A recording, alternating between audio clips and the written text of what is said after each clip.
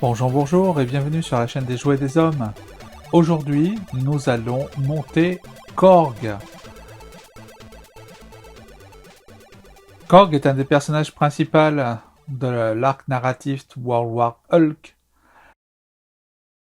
Il a été dessiné par Carlo Pagugliana et créé par le scénariste Greg Pak.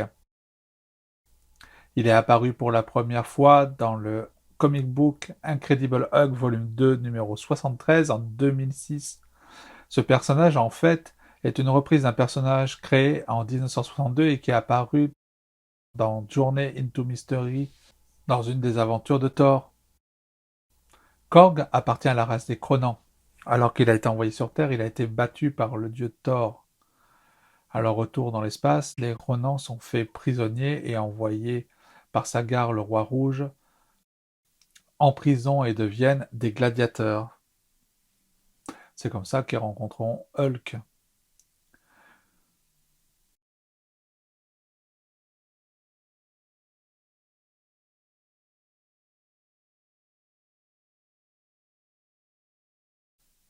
Au cinéma, il est interprété par Taika Waititi et il est apparu pour la première fois dans Thor Ragnarok en 2017. On le reverra dans Endgame en 2019 et bien sûr, il est le narrateur de Thor Love and Thunder qui est sorti cet été. Dans le MCU, Korg est un personnage de ressort comique. Il est là pour alléger un petit peu l'histoire en faisant sourire, voire rire les gens. Il est interprété par Taika avec un accent néo-zélandais, ce qui est assez fun.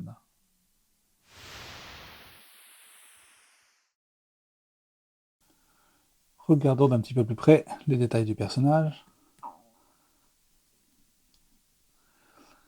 En fait, ce qui est vraiment dommage sur cette figurine, c'est qu'il n'y a pas de wash, il n'y a pas de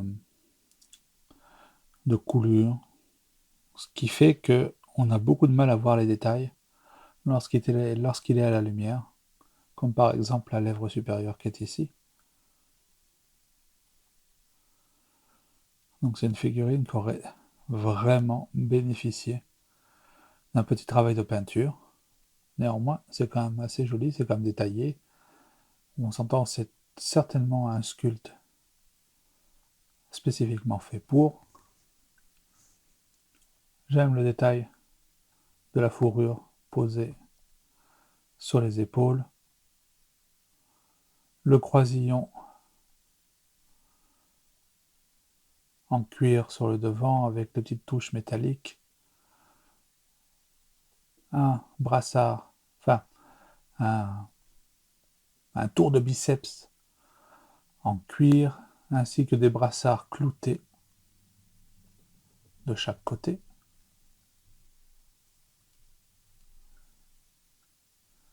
La grosse ceinture avec des clous aussi dessus. J'aime beaucoup le symbole de la chèvre qu'on retrouvera plusieurs fois dans le film. Ceux qui l'ont vu sauront de quoi je parle. Moi, en tout cas, ça m'a fait rire à chaque fois. J'aime bien ce petit retour d'armure qui fait très samouraï sur les côtés. Le pantalon est détaillé. C'est dommage que ici les motifs ne soient pas raccords. Ça va mieux un petit peu de ce côté-là. Au moins les motifs sont raccordés.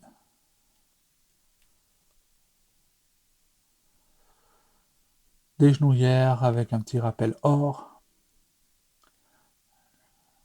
Les bottes, enfin c'est pas vraiment des bottes, c'est les protèges tibia en fourrure avec un petit rappel de cuir qui les entrelace.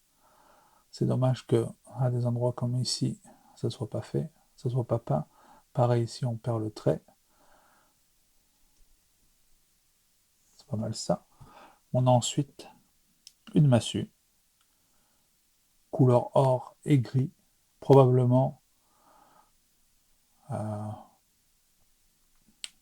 probablement moulée dans ce plastique couleur or. Pas très souple, alors c'est un petit peu dommage parce qu'elle est un peu tordue, c'est pas grave. On va regarder un petit peu les articulations. On va pouvoir tourner la tête, la monter. On va pouvoir la descendre. On a une articulation boule au niveau du torse qui permet de faire des mouvements sur 360. On peut difficilement tourner le bras parce qu'on est gêné par la moumoute. On peut le mettre en arrière. On peut lever presque à 90, pas tout à fait. Une articulation au biceps. On a une double articulation au niveau du coude qui va être gênée par les brassards, donc on ne pourra pas en profiter pleinement. On a une articulation, une rotation plutôt à la main, avec pas d'articulation. Pareil de ce côté-ci. À noter que la mienne, l'articulation est vraiment lâche au niveau du coude, ce qui est un petit peu dommage.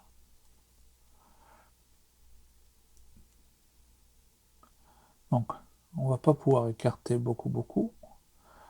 Je ne sais pas si c'est un défaut, mais la mienne ne peut pas serrer les jambes.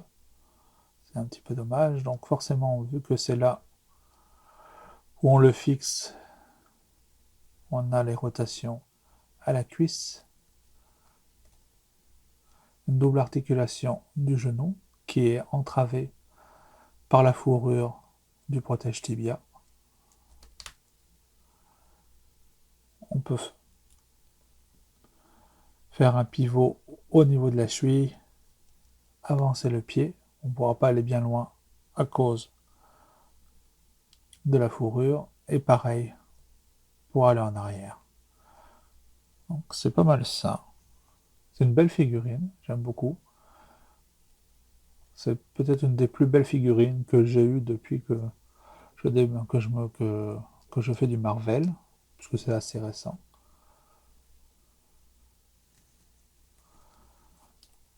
Bien sûr, on peut lui mettre l'arme au poing.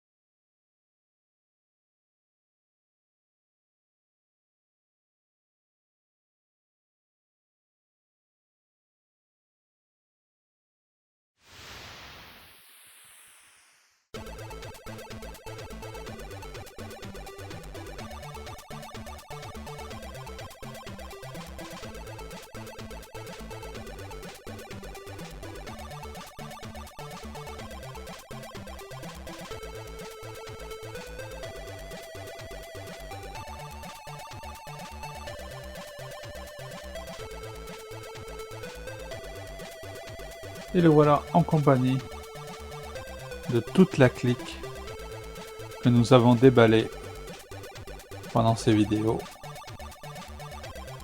C'est vraiment une belle collection de figurines. On a vraiment été gâtés, même si on peut déplorer l'absence vraiment frappante d'accessoires. Mais ça devient malheureusement un standard ces derniers temps chez Marvel, aussi bien que chez Star Wars. Donc il va falloir faire avec pendant quelques années encore. En tout cas, si vous avez aimé la vidéo, n'hésitez pas à lâcher un petit pouce bleu, laissez-nous un commentaire, partagez les vidéos, ça aide pour le référencement et ça fait remonter un petit peu la chaîne. Et on se retrouve très bientôt pour déballer quelques figurines Star Wars et une séance de rattrapage avec les 4 Fantastiques. Bye bye, prenez soin de vous.